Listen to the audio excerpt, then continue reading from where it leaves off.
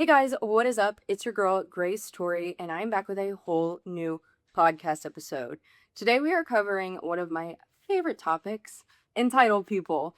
I have some pent up rage and I just really need to let it out in a healthy way. So I'm going to read some entitled people stories that's probably going to make me a little angry. It's going to make you a little angry. We're all going to kiki about it and it's going to be a good time.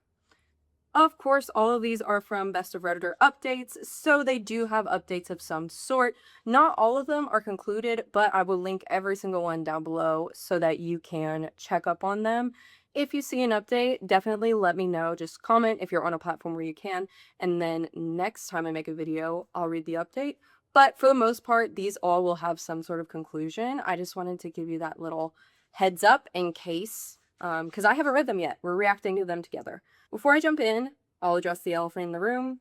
I'm not in my studio. I know you guys were so excited for me to be back in my studio, and I love that. I was excited to be back too.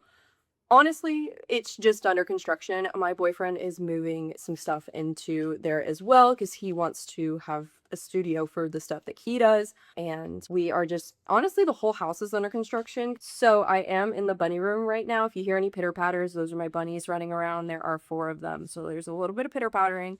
Hopefully I can get rid of it with editing as well as any echo. But yeah, if you see any guys running around, you probably won't, maybe a shadow or something.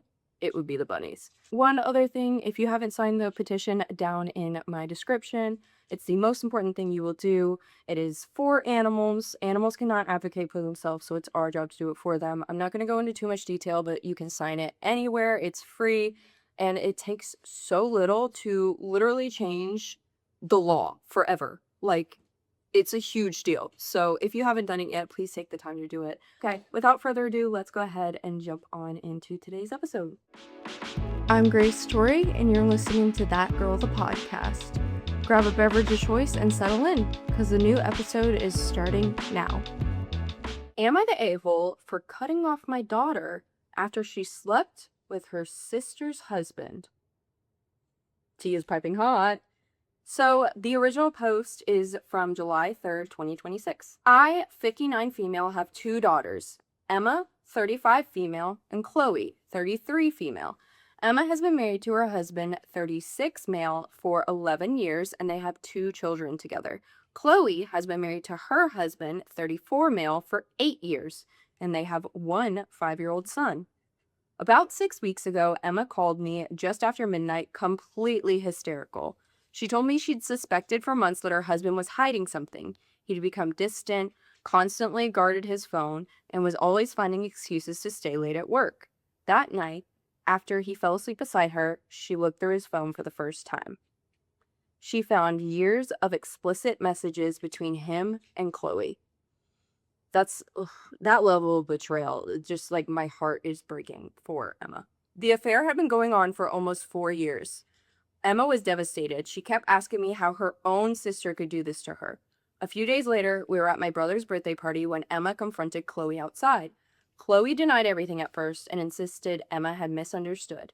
When Emma said she'd read the messages herself, Chloe completely fell apart. She started crying, admitted the affair, and kept repeating, "I don't know why I did it. I'm so sorry. It was the biggest mistake of my life."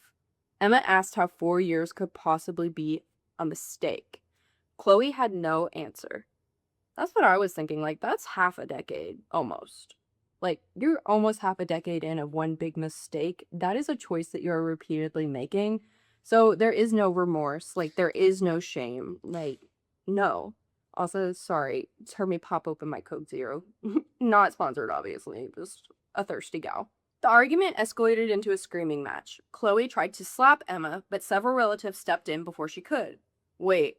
Chloe tried to slap Emma when Chloe cheated with Emma's husband? Not that you should ever slap anybody, but the audacity. Like, if anybody, you would think Emma would. Crazy. Chloe's husband quietly took their son home after realizing what had happened. Within days, he told Chloe he wanted a divorce. Emma also filed for divorce after her husband admitted everything. Happy they're getting divorces and they're not messing around because, like, no, y'all leave. Like, I'm sorry. When you are fully an adult, you're married, you have children, like, this isn't like middle school. Like, there is no coming back from this.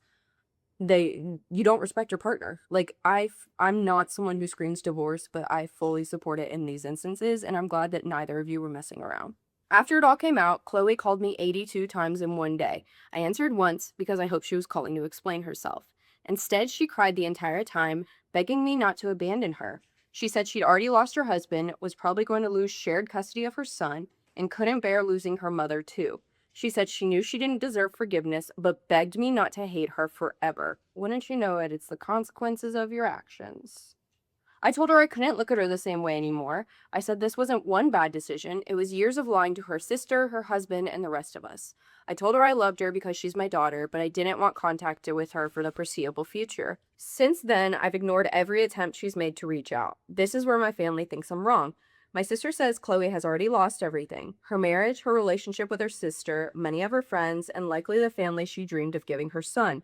They say she's genuinely remorseful, has started individual therapy, and isn't trying to justify what she did. They argue that if a mother won't stand by her child after they've hit rock bottom, who will? Pause. As someone who has experience with toxic family,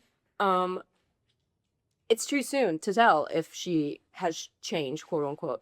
4 years is a long time. Wasn't like one mistake. This is repeatedly making that decision. Maybe, I mean, I believe therapy can help. I've been in therapy since December, and I've noticed a huge difference in myself. And I have friends who go to therapy and they make like a 180. They're a completely different person for the better. I think it's too soon to tell. Like, I've known toxic people who do all this. They do all the performative things, and they're like, I'm sorry, and they say all the right things and they act the right way, and then the second that the heat dies down, they are back to their old ways. So I mean, yeah, she lost everything, but whose fault is that?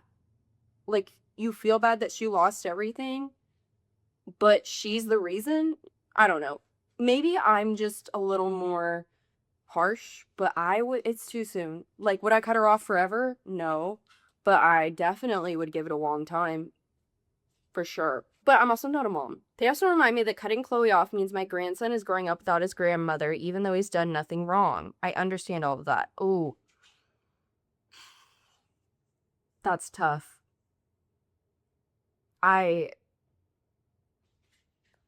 I feel like that's a manipulation tactic though. Like, to say, well, what about him? Like, yes, he is the victim, but again, like, you're not the reason for that. You creating a boundary based on how your child acted is not as bad as what she did. Like, she had to know that nothing good could come from this, and she still chose to do it. She took away a nuclear family from her son. And, like, again, I just don't think that you're in the wrong. Like, I get it, and his feelings matter, and that's so, so, so, so sad.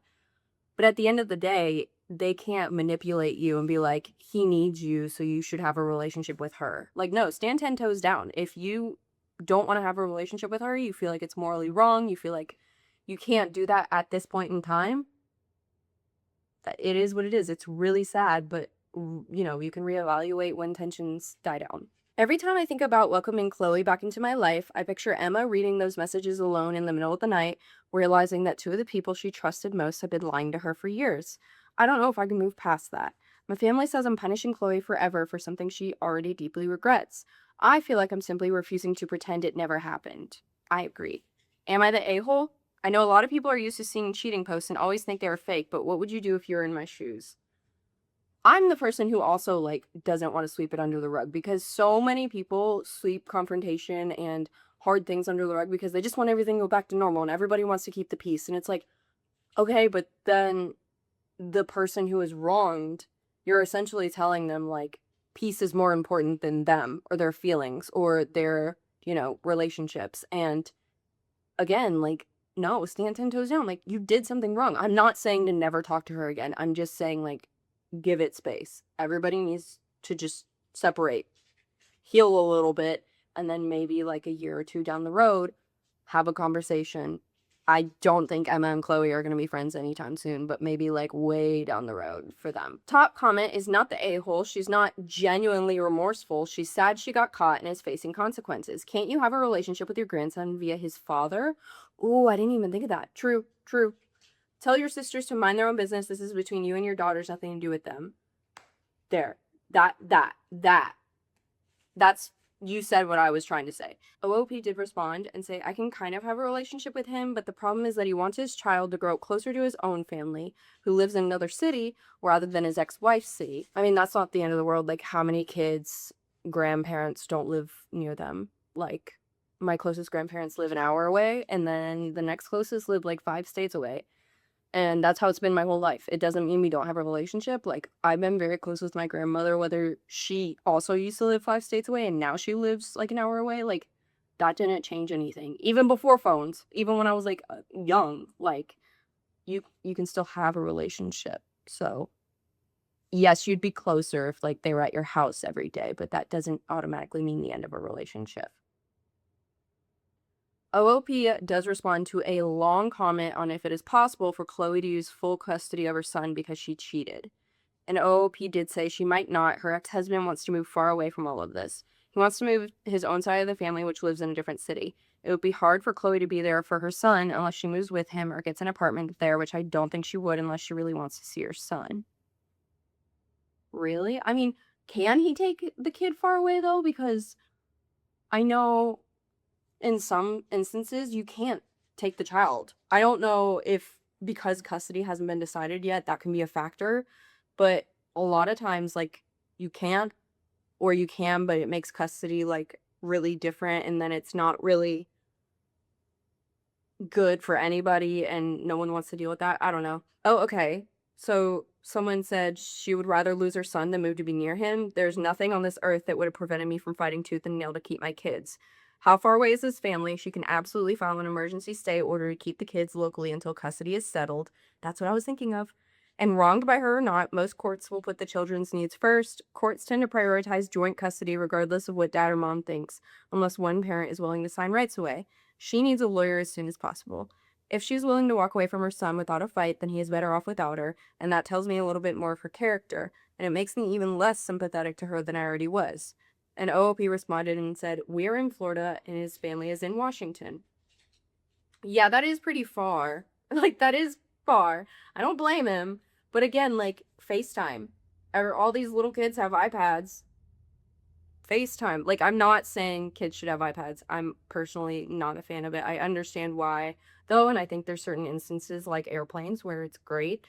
But there's, like, this is a great, like, FaceTime your, grandma and stuff. I guess it would be up to the dad, but hopefully you haven't done anything wrong where he would not want you to have a relationship and he'll be willing to coordinate that with you. I get he kind of wants to wipe his hands clean, but like you literally cut her off. So I don't see why he would not be okay with you having a relationship. But he is the dad. Like, it's ultimately up to him. Okay, Bodhi has been promoted to air jail because he's being a bully. So I have him with me. If you see him, you definitely see him if you're watching. But he says, hi. Don't forget to subscribe and follow so mom can build me a bookshelf. I'm kidding. Maybe. Don't forget to hype, though. You have a week to hype on YouTube, and it'd be really cool. The ADHD is ADHDing today. I cannot read a story to save my life. Okay, I pledge right now to actually focus on the story at hand and stop getting distracted now that Bodhi can't be a bully anymore. Here is an update from 3 days later. I know it's very early for me to post an update, and I wasn't planning on it, but after reading the comments on my first post, I decided I needed one final conversation with Chloe before I completely closed the door. I went to her house yesterday, and I expected her to be emotional after calling me 82 times in one day, but she was surprisingly calm. I asked her the one question I still couldn't understand. Why? She admitted she'd been attracted to Emma's husband for years. She said what started as admiration eventually became feelings, and over time they crossed the line. Instead of ending it, they kept convincing themselves it would be the last time. She insisted she regretted everything. I asked if she'd spoken to Emma. She told me the only contact she had was one text before Emma blocked her on everything. Emma told her she'd destroyed their family, taken away her child's stable home, and that she hoped the affair had been worth losing a sister forever because, as far as she was concerned, Chloe no longer had one. Emma blocked her immediately afterward. She's not wrong. Honestly, Team Emma. Not a hot take, though. Not a hot take to be Team Emma. Chloe also admitted she later waited outside the school gates, hoping to speak to Emma when she came to collect the kids. Emma refused to speak to her, warned her to stay away from her and the children, and told her that if she ever approached them again, she'd regret it. Chloe left crying. Again, F around, find out, play stupid games, win stupid prizes. Like, it's the consequences of your actions, literally. I told Chloe her waiting outside the school was completely inappropriate, regardless of her intentions. She insisted she only wanted to apologize and prove she cared about Emma. I then asked if she truly felt remorse. That's when I completely lost my patience. Instead of taking full responsibility, Chloe started telling me Emma's marriage had already been falling apart, that Emma and her husband had been drifting apart for years, and that he often confided in her. She admitted the affair was wrong, but repeatedly tried to place part of the blame on Emma, saying if their marriage had been happier, none of this would have happened. That's insane. Guys, that's crazy. Clearly she's not remorseful. If she has, like, this ideology, this is how she's really felt, and that was, like, how she was justifying it the whole time. I was furious. I honestly couldn't believe I had raised someone capable of thinking like that. I told her there's no marriage bad enough to justify secretly sleeping with your own sister's husband for 4 years. I told her I wasn't just disappointed, I was ashamed that she was my daughter. The more she tried to justify herself, the angrier I became. The conversation eventually turned to her own divorce. She talked about how difficult everything had been for her and how her husband still plans to move to Washington with their son to be closer to his family. She said she may have to move there too if she wants to stay close to him. As she spoke, I realized almost everything was about what she had lost: her marriage, her home, her reputation, and possibly seeing her son every day. Very little of it was about Emma or the damage she'd caused. At the end of the conversation, Chloe asked if we were quote unquote cool now. Chloe seems really immature for her age. Just saying. I think that goes without saying, but what do you mean? She asked if you were cool. I told her no, we were not cool, and we might never be. I said that if I ever found it in my heart to reconcile with her, it would be on my terms and in my own time, not because she thought one conversation could erase 4 years of lies and betrayal. I walked out feeling angrier than when I arrived. I honestly don't know what to do anymore. I love both of my daughters, but after that conversation, I'm not convinced Chloe truly understands the pain she's caused. So that is the most recent update.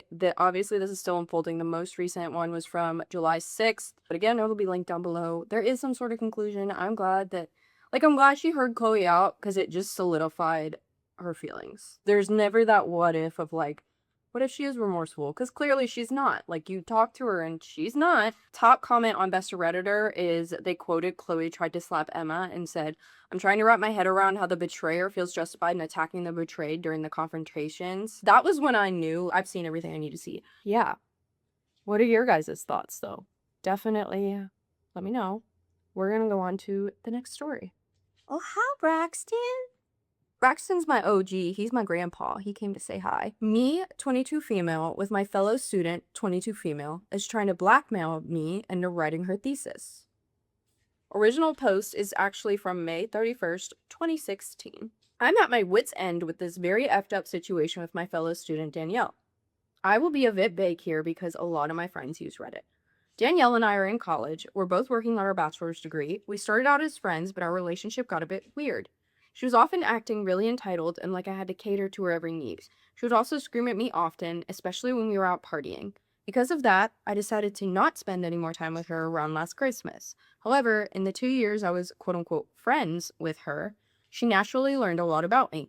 Some of those things could definitely get me into legal trouble. Oh, bestie, what kind of legal trouble? I haven't talked to Danielle in a few months, but I heard that she's having trouble keeping up with her courses. Some weeks ago, she showed up at my place, drunk, and told me that she expects me to write her thesis. It's a 50-page essay we have to hand in until July, and it will be crucial to finishing our degree. Or else she will tell everyone, including the police, about the stuff I did. And yes, she also has proof. Ooh. Dusty, you're between a rock and a hard place. This is a tough one. I need to know what you did. Because if you stand 10 toes down, like, you gotta be willing to put up with the consequences, but, like, she kind of has you there. Not what I'm saying is right by any means. Like, obviously what she's doing is wrong, but it's like, what can you do?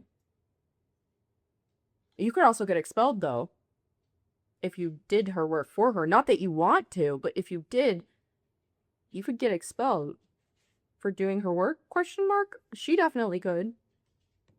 Do you have proof of her saying this? You could bring that to them, but then you risk her going to the police. I don't know. Let's keep reading. I thought it was a stupid joke or that she was just super drunk until I came home yesterday and found a note from her saying the exact same thing and a USB stick with her working title and some ebooks I should include in my writing. Oh, she dumb as hell. She put it in writing. Reddit, what do I do here? Write the damn thing for her? Don't and risk her going to the police? I can't really risk that though. She could get me in serious trouble. I haven't spoken to one friend of mine and he told me to write it, but write it badly. I don't know if that's such a good idea. Also, I still have to finish up my own thesis. I have no idea if I will even be able to write hers in time. And there is an edit. I was hoping I didn't have to say what I did, but here goes.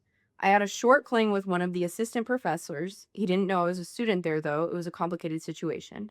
Anyway, I got my hands on some exam sheets and sent them to several friends, including Danielle. So her proof is that email with the attachment. It's pretty solid proof. I sent it with my spam email address that I don't normally use, which doesn't have my name in it, but I'm sure they could backtrack it with IP addresses and so on. There's no way I will come clean to the university as I will probably get expelled. I should also add that in the note I got from her, she is explicitly accusing me of that, with name of a course, date of the exam. So I'm very reluctant to show it to anyone. Top comment is, no, they can't backtrack it to find the IP. I'm a network engineer with a lot of experience with email. Whoever is your email provider, i.e. Google if you use Gmail, would have logs of the IP address you are using when you send your emails, and if your IP address for when you check your email. How long they keep those logs varies from provider to provider, but it isn't going to be something they keep for years. The person, an email provider you send the email to, however, would not know your IP address. They only know the IP of your email provider. Let's say you committed a serious crime. The cops would have to go to your provider, say Gmail, with a warrant and ask for the IP addresses you accessed the email from. Then they would have to find out which ISP controls those IP addresses and ask them who those addresses were assigned to at that time. Again, that is not data they can hold on to forever. Lastly, they would have to find out which person was using the address. If you're in a shared apartment or were accessing a public Wi-Fi, that would be impossible. The cops aren't going to do this for something as minor as academic fraud, which is probably not even a crime, merely an honor code violation. And Google, or whatever your email provider is, isn't going to turn the data over without a warrant. I would not worry about your IP being tracked. That's interesting. I don't know. I don't want to give... This is from 2016, so I don't know why I'm like, oh my gosh, what if I give her bad advice? And she's definitely figured it out by now. I think she's definitely decided whether she was going to write the paper or not. Here's an update from 2 days later. Hi everyone, and thanks so much for your great advice. First off, I want to clarify something because there seems to be a misunderstanding regarding my edit in the OP. The exam sheets I sent to my friends were of a completely unrelated course, and we didn't actually quote-unquote use them, so there was no cheating involved or something. Here's what happened, and I'm aware that this makes me super stupid. I met a guy, let's call him Tom, at the place where I work part-time. He asked me out on a date, and we had 3 dates as a whole. He obviously thought I worked full-time at the place we met. He, on the other hand, told me he was a researcher. Maybe because it sounds more exciting than being a professor at 28, or maybe he's both. Most researchers have to teach if they work at a university. They have to teach at least like one class, which kind of sucks for the students because I had a couple professors that were researchers and all they wanted to do is research. Like I had a very sciencey degree and a couple of them like genuinely just wanted to do their very sciencey research and did not want to be around people, did not want to teach, did not want to be social. So they weren't great professors. But I also had some really, really amazing professors that were like the best. I couldn't have asked for better. But that's just the handoff you have to do. Like they're not going to have people come and research at their university if they're not going to contribute back to the students. But they should at least want to be there. Like, at least try to care and don't, like, be the worst, you know? Okay, let's keep reading. I know it might sound unbelievable that me being a student never came up, but we both had traveled a bit and mainly talked about that. After 3 dates, I slept at his place for the first time, and when he went to buy breakfast in the morning, I looked around a bit in his apartment, and there were some exam sheets on his desk. There was one with the answer key, and then some exams that were already taken by students. She was correcting those tests. I texted a friend of mine, not Danielle. Oh, crap, I think he's a professor. Friend texts back, no way, he's too young. Proof? She had seen the pictures of him. I then took a pic of the answer sheet and sent an email to 4 friends of mine, including Danielle, writing something really douchey along the lines of, this is how you get yourself through college or something. It was supposed to be funny, but I cringed typing that. You played yourself. Oof. I realize now that I was actually super lucky because I lost my iPhone that week and had to use an old phone of mine without WhatsApp, where the email app was not linked to my college email address. So that's why I didn't just send the pic via app, but had to send it over email with my old spam email address. I hadn't used that address in at least 5 years, and that was the only time I used it because the next day I got my iPhone back. Also, just as a side note, when Tom came back from getting breakfast, I said I had to go because I had classes. He looked pretty shocked. Then I told him I only work at blank part-time and I'm also a student. He just said goodbye, and that's the last I ever saw or heard of him. So we never contacted each other again. I later found him on the website's homepage. He is indeed a professor, but for a completely different course. Like if I would study communications and he would teach microbiology. I hope this makes him look less like a predator, as some commenters have called him. I didn't even think about that. Like you said, associate professor. So like I was thinking he was young because a lot of them are like a lot of them are grad students or whatever. But maybe I've just read too many Ellie Hazelwood books. As someone who was a STEM major and wanted to go into research, I just realized I yapped too much for it. Um, Allie Hazelwood is my jam. She lets me live out my fantasies of what I would have been like to be a researcher or a grad student, which I still aspire to do my doctorate at some point. But Anyway, I read through all your comments. Some of you said that she would incriminate herself by outing me because she cheated on an exam. Well, that wouldn't be the case, but everyone seems to agree that the IP address tracking doesn't work the way I imagined, so she really doesn't have anything on me, right? I still don't really want to go to the police, especially because of Tom, because he's a genuinely nice guy. I actually thought about contacting him again after I finished my degree, but don't know if that's a good idea. I'm still afraid that Danielle went to the college or police, just saying that a professor was sleeping with a student. They wouldn't even need any evidence and still launch an investigation because it's such a touchy subject. So I'm not sure about that. I think the best course of action would be to write Danielle something like this. Hello, Danielle. Unfortunately, I have no idea what you're talking about. I've never sent out any exam answers, but what you're doing sounds a lot like blackmail, which is illegal to my knowledge. For the sake of our old friendship, I will not directly go to the police for now, as I'm suspecting you didn't really mean what you said in your note. I heard that blank is great at helping students get started with their thesis, and I'm sure he can help you. What do you think? Or just ignore? I also talked to the other 3 girls involved, and they all deleted the email as they're I also talked to the other 3 girls involved, and they all deleted the email as they're not in contact with Danielle either. I don't think I need to worry about them. I would literally go to the professor. Does that make me like a snitch? I don't know. Again, play stupid games, win stupid prizes. Like, she made this sound like she was gonna do jail time. Like, she made this sound like she robbed a bank. And girl, what you did was like not great, but I also can see where you were just like a dumb, silly college student, because I think that we all did dumb, silly things as dumb, silly college students. Nothing like this for me personally, but I could definitely like see one of my friends doing something like this. Yeah, and I think like the only valid thing I would say is maybe they would do an investigation, but like could they track it back to him? Does she even know his name? Was his name on any of that? Like, I guess they could track it back to the course, but how many professors have there been? How many TAs have there been? Like, how many people have had access to that exam sheet? Because I'm thinking minimum 1 TA per semester, even if the professor doesn't change. And if he's an associate professor, that means there's probably another one, right? Or it could be literally anyone in that department. So I don't know. Top comment. Quit trying to play nice here. Take the thumb drive she gave you and all the communications you have from her to the professor in charge of the thesis. Yup. Tell them exactly what she wants you to do, and tell them she's saying she'll tell everyone you slept with a professor and stole answers for a test while he was grading them. You did neither of those things, but you know what those kinds of accusations can do to a student, much less whatever professor she decides you slept with. Ask what they plan to do about it, because there's no way you're writing her thesis, but you don't want to get in trouble for something you didn't do. Very good points. OP did say, I think that's actually a good idea. In my last thread, many people told me to just deny everything, but it seems I really didn't do anything illegal, and I think she actually deserves to have this brought to the attention of her professor.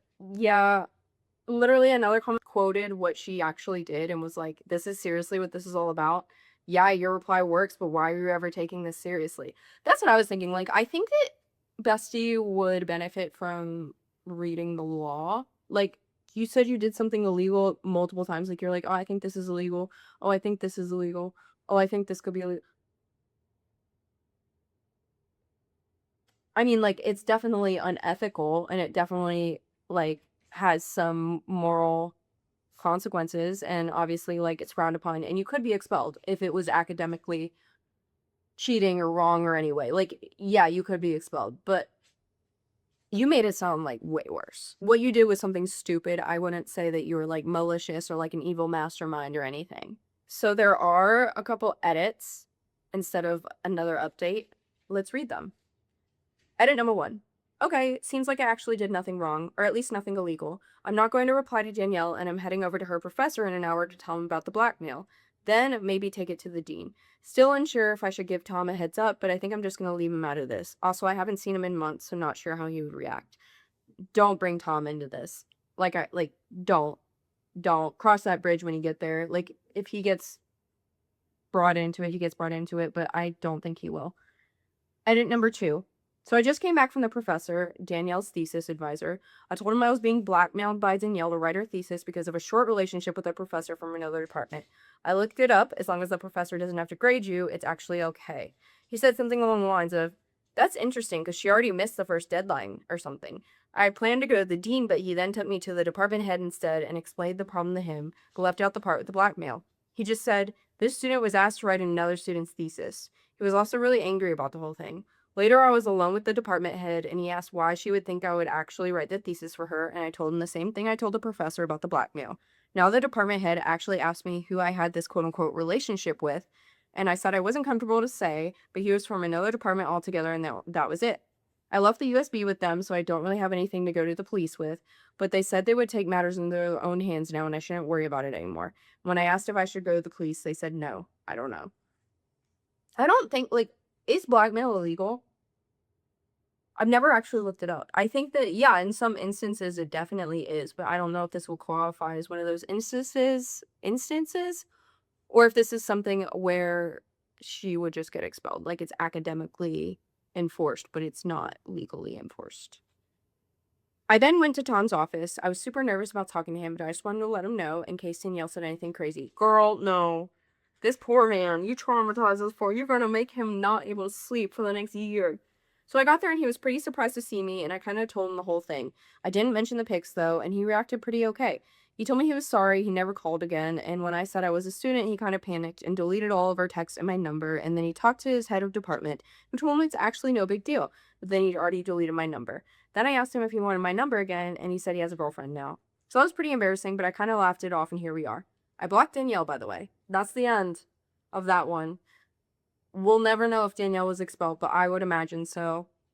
Like, I don't know what university she goes to, but most don't mess around about this. Top comment from Best Redditor is OOP is really overestimating how much the police will care about many things here. Blackmail is the only crime, and that's a stretch for the police to care. I'm glad they went to the school, though. The friends' actions really need addressing and kicked out. People work hard for things that they are trying to steal.